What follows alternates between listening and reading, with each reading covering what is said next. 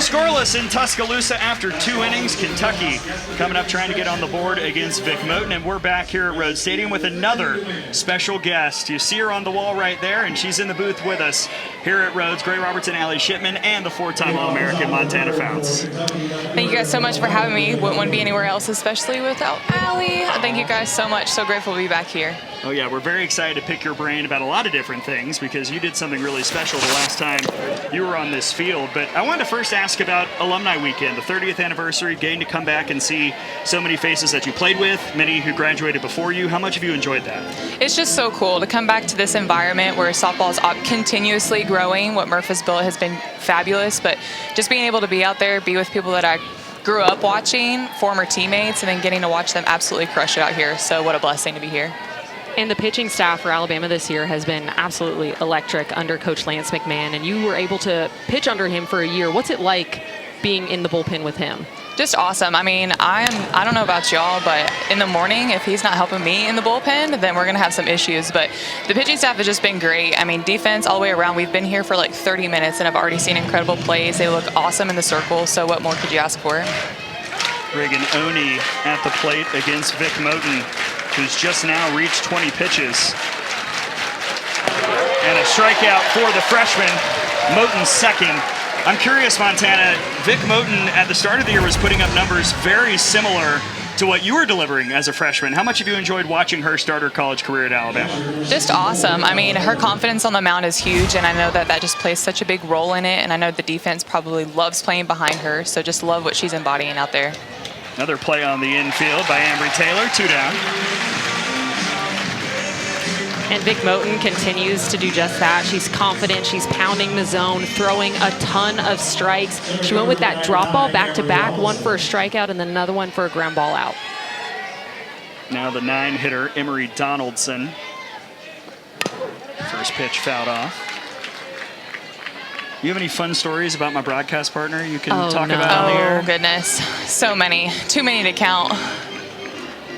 I know. I was curious about your thought process going into an at-bat pitch calling. I know we've talked about it a couple times, but now that you're in the professional scene, when you get on the mound and you see a batter step in, what kind of goes through your head?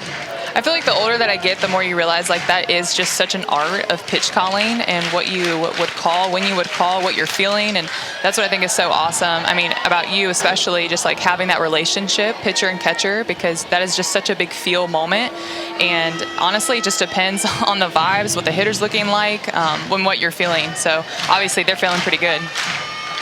We were pretty feel-based in our pitch calling Very together. feel-based. I'd say it worked out. Yes, film is important, but you got to go with what the game gives you, what the batters are doing in game, because you never know. You can watch all the film in the world, and then when you actually get in there to play, it can be a little different. So many times I can recall us being like, this is the plan, and then we get out there, and you go to the plan, and I'm like, nope, let's switch it up. Shake it off. Time blue. And you hated timeouts as well. Yes. Donaldson out towards center. Vandergriff will make the grab. Another clean inning for the freshman. Montana, you'll stay another half inning? I'm here. Let's do it. Love it. We go to the bottom of the third, still scoreless in Tuscaloosa.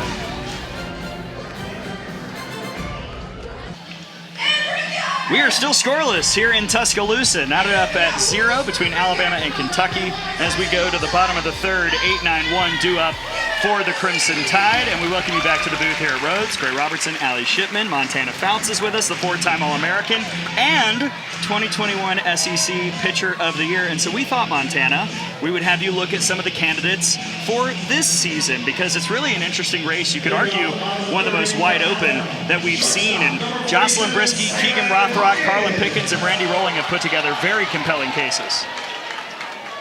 And I think when you're looking at this, correct me if I'm wrong, Montana, what are some big things that you're looking for when you're trying to pick out an SEC Pitcher of the Year? Is it wins and losses? Is it ERA? Strikeout to walk record? What are you looking at? Honestly, probably just all of the above and how consistent you can be with each of those, and in the big moments especially. It's a great list. I mean, just competitors all the way around. Yeah, Jocelyn Brisky, you see her right there. What have you liked about the way that she's thrown this year and really grown since her sophomore season? I love, love, love that she is hitting the high and the low in her off speed. I mean, that is so dangerous and something that all pitchers really strive for. Just being able to have different parts in the strike zone that you're really successful at. And she's just been killing it all year long. And I love how consistent she is when she's out there. She looks strong, confident. So I'm really proud of her. Salem Hawkins fouls off the 2-1, 2-2.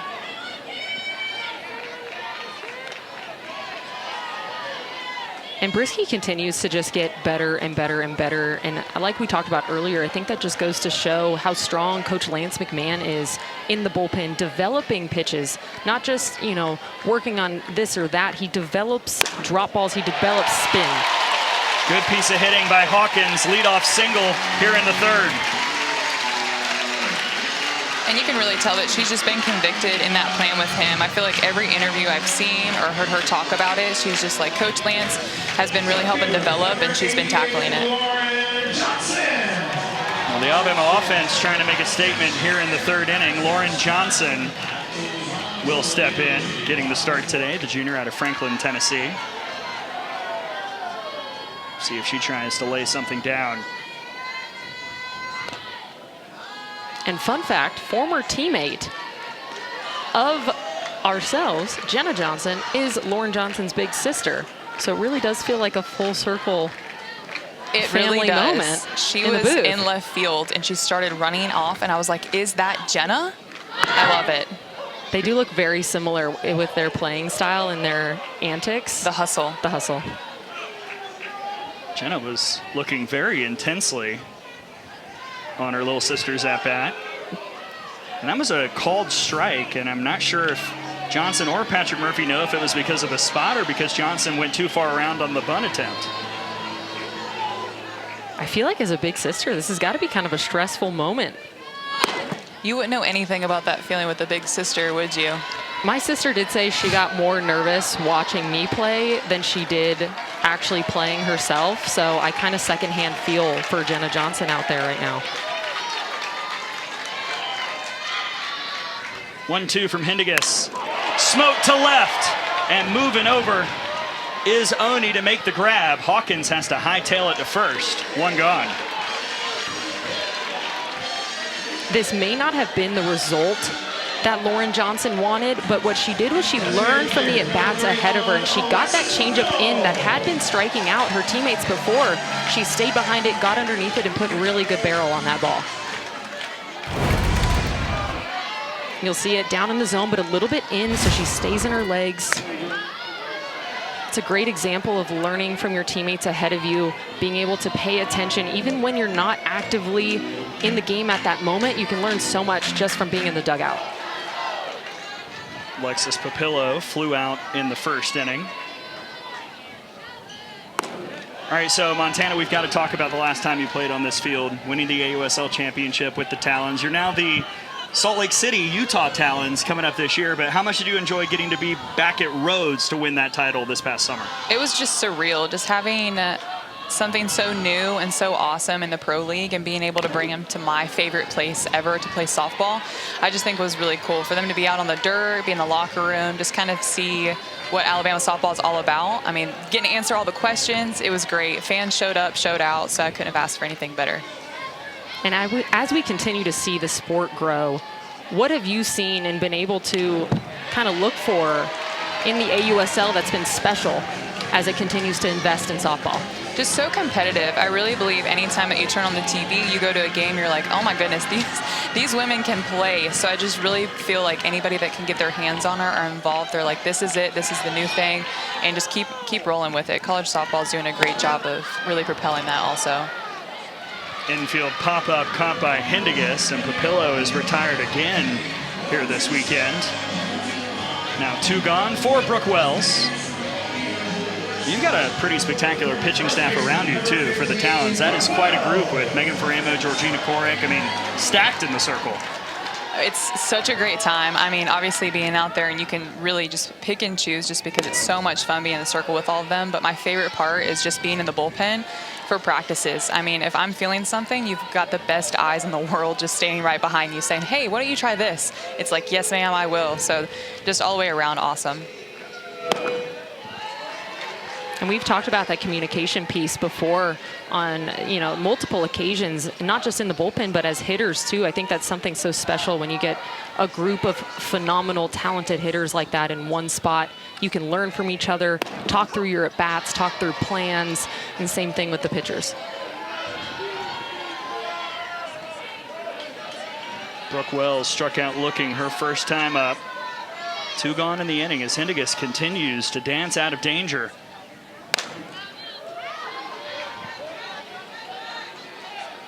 And I think what's really special for Hindegis today is that changeup is very on. It's working through the strike zone. It's got great downward movement. And as a pitcher, Montana, how special is it to be able to go to a pitch that's working like that changeup is today?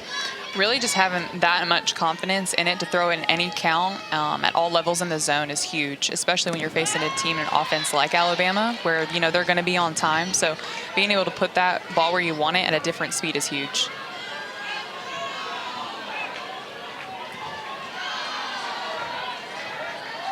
Another full count that Hindegis will face. She's won a lot of them. This time she loses Wells. 2 on, 2 out for the freshman Embry Taylor. Another great at bat by Brooke Wells. You can tell she's sitting a pitch, waiting in her zone. She was careful with those changeups. And now an opportunity here for Alabama with freshman Embry Taylor, who's been swinging that bat pretty well as of recently. Struck out looking earlier, but that was another full count moment.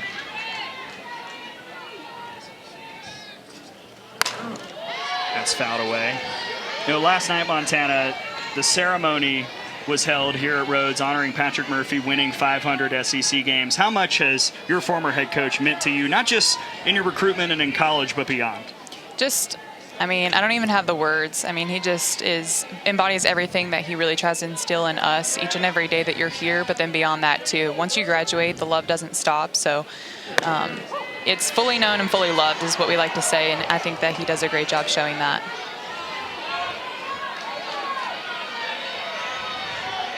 That's what Alabama's done under Coach Murphy in his 28 years as head coach. On staff for the other 2. That national title in 2012, 15 trips to the Women's College World Series, 19 trips to Supers. And on Morgan Wallen Day, I asked him what was his first concert. He said, Huey Lewis and the News in Las Cruces, New Mexico. That feels very on brand for Coach Murphy, I feel like. Absolutely. I like that for him. Montana, what was your first concert? My first concert, I believe, was in Tuscaloosa. I think it was Zach Brown Band, my freshman year of college. There you go. Oh, sick nasty from Hindegis. Another changeup for a called strike 3. Montana, thank you so much for taking some time with us. Great to see you. Of course. Thank you guys so much for having me. Roll Tide. As Montana Fouts, we go to the 4th inning. Still tied up at 0 here in Game 2.